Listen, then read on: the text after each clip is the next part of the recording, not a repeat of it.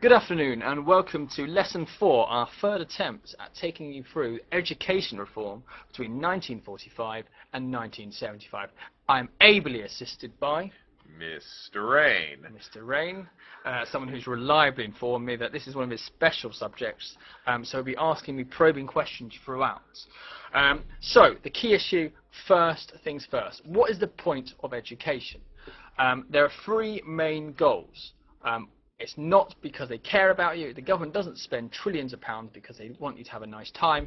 It is to help the country. And the three ways it helps the country is it helps the economy. If you have better educated workers, better organised workers, workers who have the right skills, your economy and therefore the country's success will improve. If you have a load of people who aren't very well educated, you can't make advanced goods, you can't have sort of businesses which require relatively intelligent people, which innately make more money.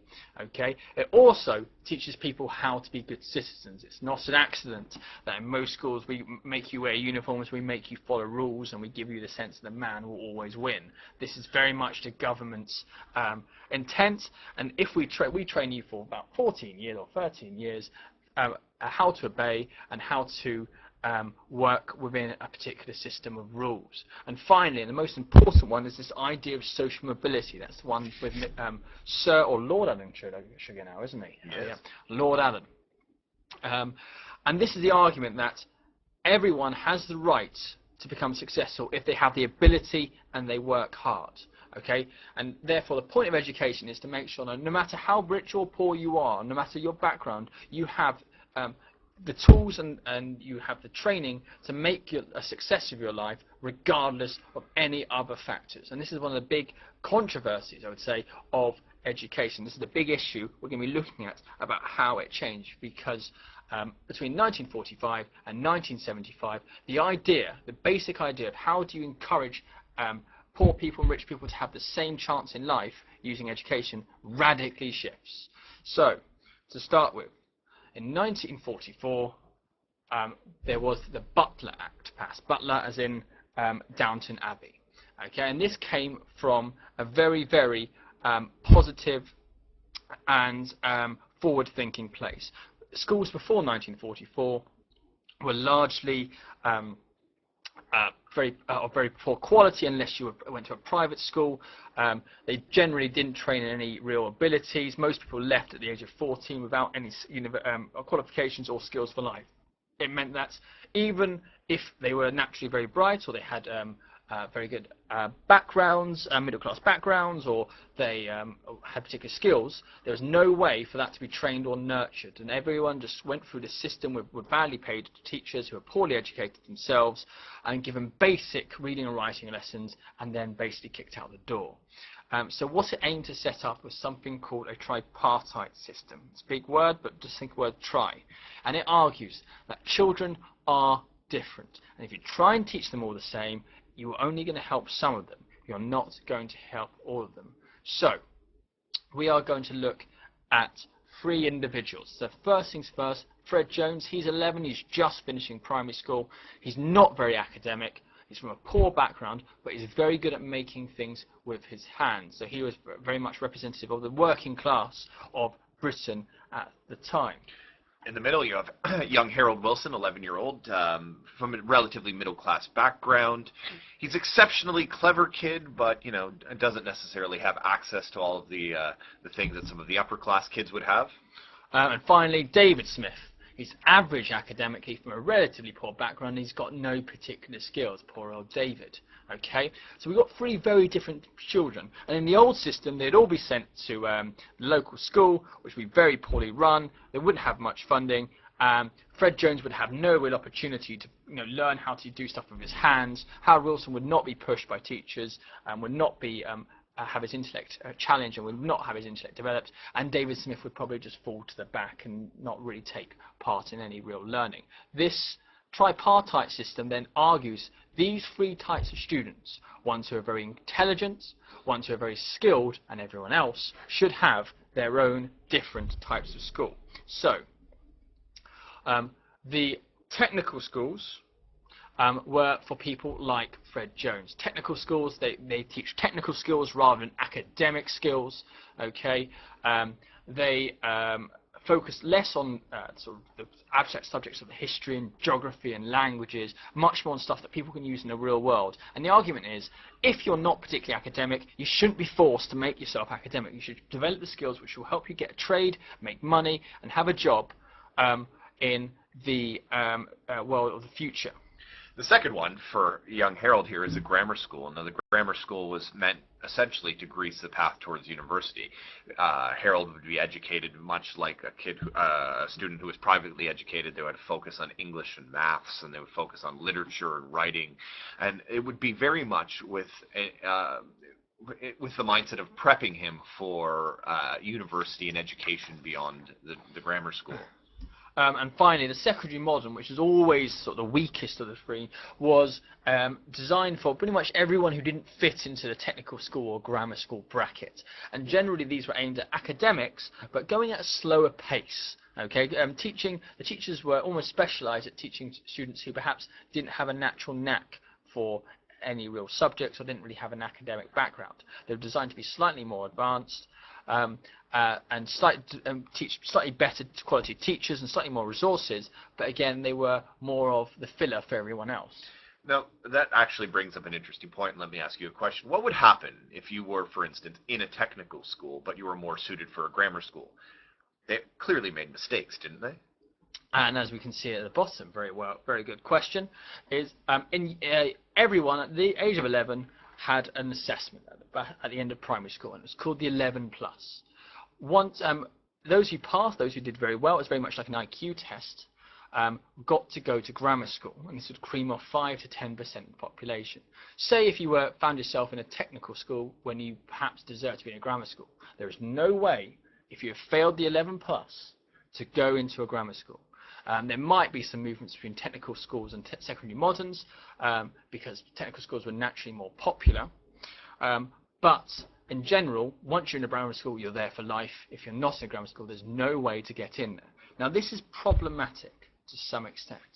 And this is problematic for a couple of reasons. Number one, if we have a look at the individual's past, we see that a disproportionate number of grammar school places go to middle-class individuals. And this is for a vast variety of reasons. In part, parent education means that they can train their children how to pass 11+ much better than parents without an education or academic history. Additionally, private tutors could be afforded with a lot more by middle classes who had disposable income, and the educational aspirations of middle class parents were always higher, so they would often push their children more to get into these grammar schools, because to get into grammar schools you had a far superior standard of education. Okay, whereas compared to that, secondary modern was often filled with people who didn't want to be there. So even if those who wanted to learn, if you found yourself in a secondary modern, very quickly to fit in, we find students stop trying academically. Now, I have a question for you. We have 3 examples of 3 boys up here. What about the girls? And as we shall see, girls had the same system, although it was very much doubted if they would go to technical school. The old-fashioned gender roles, as we saw in lesson 1, were very much the norm. It would be unheard of for a woman to go to a technical school or a girl to go to a technical school to learn a trade. However, girls did find themselves in grammar schools and secondary moderns, although very popular at this point are single-sex schools. Grammar schools for women, grammar schools for girls, and secondary modern for girls, particularly the grammar schools. And we'll look at the separate curriculum they were both provided. So a criticism of this whole system is that the grammar school system, compared to the other two, basically means the middle classes find themselves in the highly educated, highly sophisticated grammar schools, which had the best resources, the best teachers, and an environment where everyone wanted to learn. And the poorer people found themselves in secondary, modern and technical schools. This 11+ decided your future, essentially. If you went lucky enough to get to grammar school, your chances of going to university, because you had the best teachers, because you had the best resources, and because you were in an environment where most people felt lucky to be there and people wanted to learn, you did better academically compared to someone in the secondary modern, which was unfavourably described by some teachers as zoos almost. The idea that students running amok, a lot of students don't want to be there, there's no real focus, the teachers are always trying to get out of there and trying to work at grammar schools, so they don't really care, and the kids themselves don't really have pride in themselves. A particular issue is also the technical schools. In theory, these technical schools are a good idea. You might notice nowadays we don't have any technical schools. That's because they are relatively expensive to produce. And there's not as much political support. If you say, I want a grammar school, the middle class parents are going to go, yes, yes please, I will vote for you. Whereas we find less political support for technical schools. And what happens as a result is only about 3 or 4 are ever built. So what we find is there's a 2-tier system. Although it's meant to be free, everyone who doesn't pass 11 plus, by and large, apart from 1 or 2 exceptions, go to a secondary modern. And so you find the middle classes disproportionately go to grammar schools, and the working classes disproportionately go to secondary modern. Now, what schools are missing from this list? Well asked. Essentially, there's a big elephant in the room here: private schools. Private schools at this point trained you how to act like a member of the upper class as much as it educated you.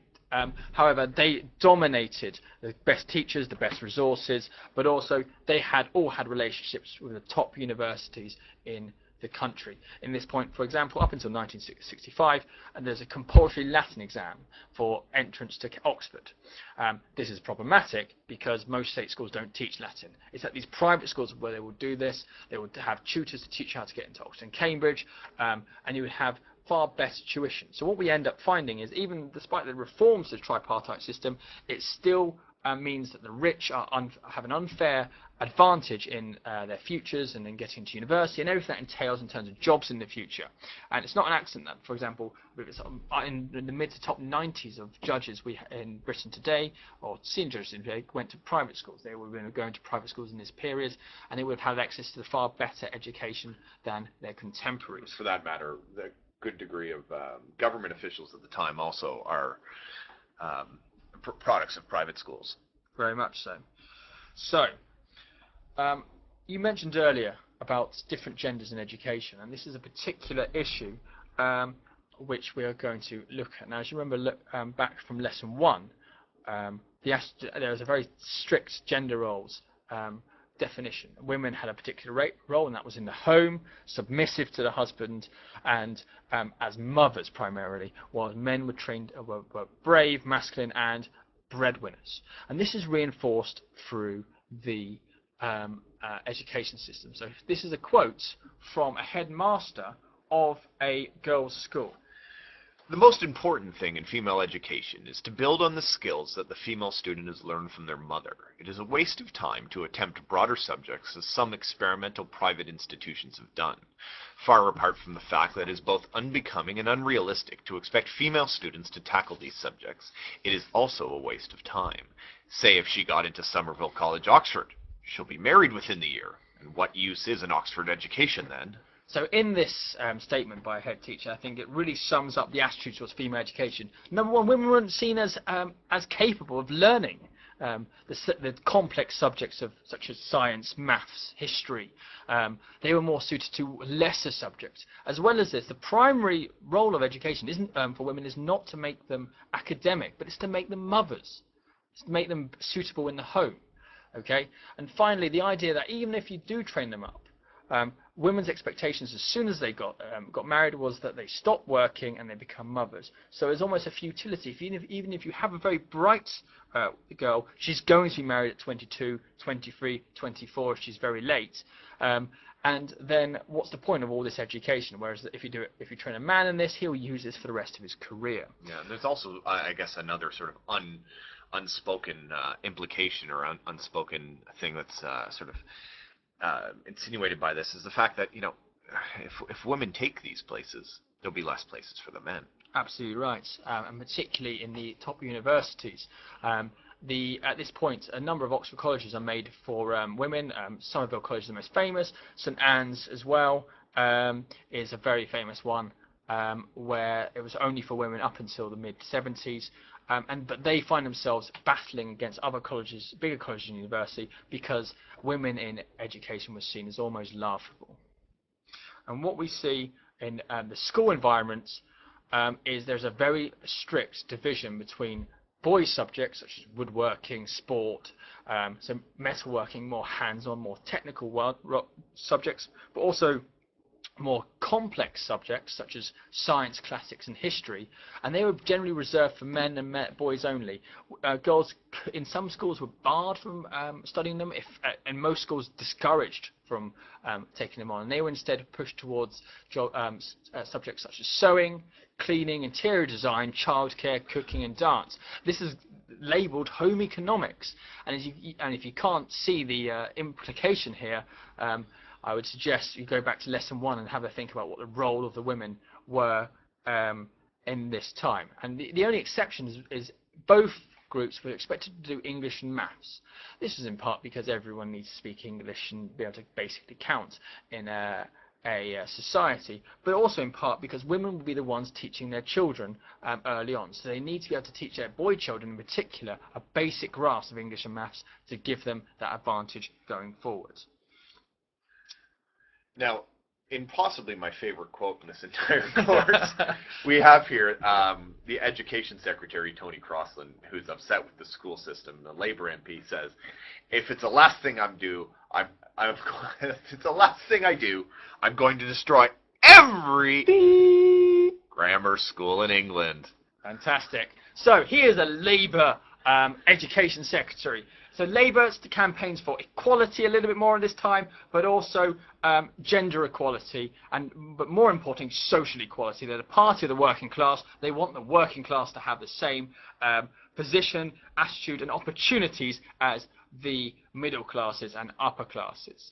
And his anger and his hatred towards the grammar school is that it basically makes it even harder for working class boys and working class girls in particular to actually improve their position in life. And that just reinforces the class division where the upper class get the top jobs, the middle classes get the sort of managerial jobs, and the working class work with their hands and do what the middle class say.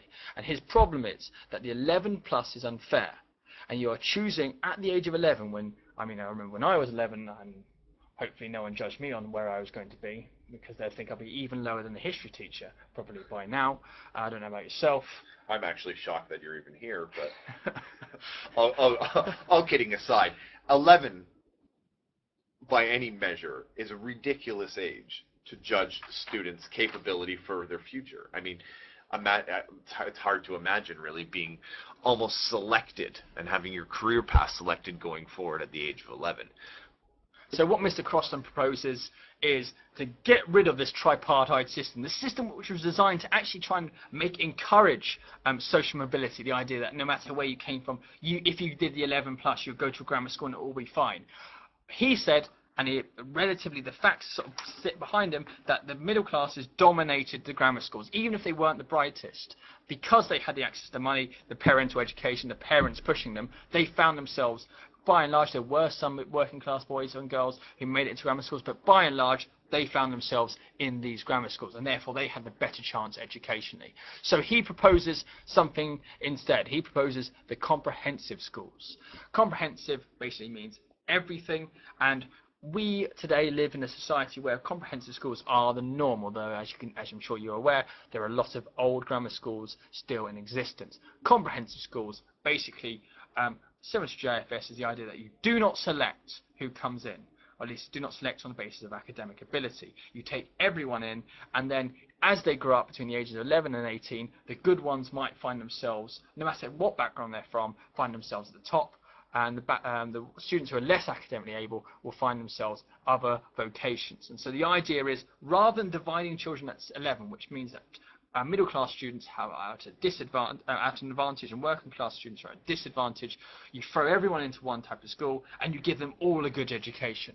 Now that's a very lofty aim, and it goes along with it. In reality, it upsets a lot of middle class people who obviously quite liked grammar schools, because they're basically free private schools, and they don't have the money to make comprehensive schools truly amazing. And as a result, what you see is actually a decrease in these early years of abilities, as random students who aren't academic are thrown in with students who perhaps could have been more academic going forward. So there are problems with them because of these issues. Now, you'd be wrong to suggest that that's where the inequality ended. Of course, the inequality carries over to post-secondary education and affects the universities as well. In 1963, something called the Robbins Report is published, and what it basically outlines is the fact that more 18-year-olds in this country need to go to university, and need, moreover, to have a chance at going to university. So what the country does at this point is starts building and expanding universities. If you look at a lot of the universities outside of the traditional red brick, you'll notice that most of them have their charter issued in the early 1960s, mid-1960s. This is very much not a British phenomenon either. The same situation happens in America. It happens greatly in France. But what it does is it opens up access to universities for more kids. So not only the cream of the crop, which, you know, generally are coming out of private schools, upper class kids have access to the universities. Now we find that more kids who perhaps didn't have sort of that social leg up based into the class they were born in have access to universities after the Robbins Report. There are no tuition fees. There's an increase in the amount there's an increase in the amount of student loans available for accommodation and books to help poor students get themselves into universities from 1962 onwards. But nevertheless, overall, if you're going to look at the cross-section, though, the Robbins Report is aimed at encouraging more broader entry into universities. Of course, change is slow, and the universities are still dominated by the upper and middle classes. Oxford and Cambridge, being two of the worst, are basically accused of selecting the wealthier students over the poor ones. Oxford will keep that mandatory Latin exam that Mr. Suter alluded to earlier until 1965, which of course basically excludes anyone from comprehensive schools, even grammar schools. And most state schools, of course, don't have those Latin exams. Now, private schools, of course, will still use their connections and influence and resources and the old boys club to dominate and ensure that their kids go to universities. Of course, it's not only a matter of status, it's also a selling point for them. So, the overall question of this period, between 1945 and 75, so we see the rise in comprehensive schools from about 1970 onwards. Did education change for the better? And although there are problems with the tripartite system, I would say it's very clear that considering how bad it was before, all three schools did offer slightly better opportunities. But the people who got the best out of it were the middle class who went to grammar schools. This meant that although there is improvement in some areas, it's not across the board. Now, you could argue that some working class students did well as a result of the grammar schools, and that was definitely the case for a minority, but the vast majority found themselves at a disadvantage because they went to substandard schools full of people and teachers who did not want to be there. You could argue that in the 1970s the comprehensive schools change the system, and although they throw everyone together, I mean, everyone has in theory the same opportunity. What ends up happening is a lot of middle class students just go to private schools, and therefore it's cementing the difference, but also it tends to lower standards when you throw everyone together without putting enough money for really skilled teachers or enough resources. And what happens as a result is everyone's quality of education goes down as you mix together with people who don't particularly like each other, don't particularly get on, who have all different reasons and all different motivations for being there, and then give them teachers and resources which are less than they actually need. So to sum up, the education reforms, two big issues: tripartite system, you need to know what the idea behind it, what it was, and what the effects were. Comprehensive schools, the same thing. Why do they want to change to comprehensive? What is the effects of this? I would say British education changes marginally better from 1945, but there are still issues with it today, which are a legacy from these two periods. I've been Mr. Suter. And I've been Mr. Raine. And we've enjoyed your company, and we hope to see you again soon. Be well, people.